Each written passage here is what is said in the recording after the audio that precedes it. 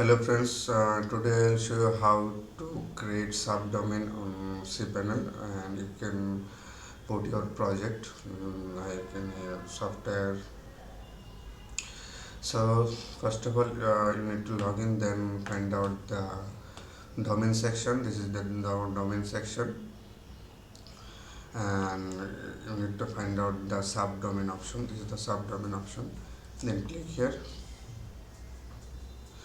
Now you can put your favorite name and your project name as you want, as like example blog. So now we can add the blog. This is our subdomain. Alright, and now we can create.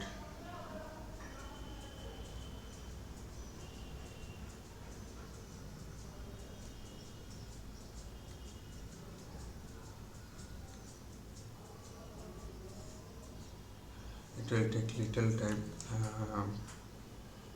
Yep, subdomain creation done. Now if we visit this link,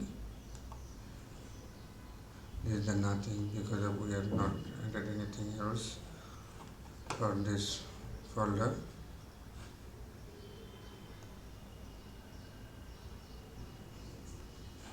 This is a subdomain project folder. Now if we add any project, we can upload here.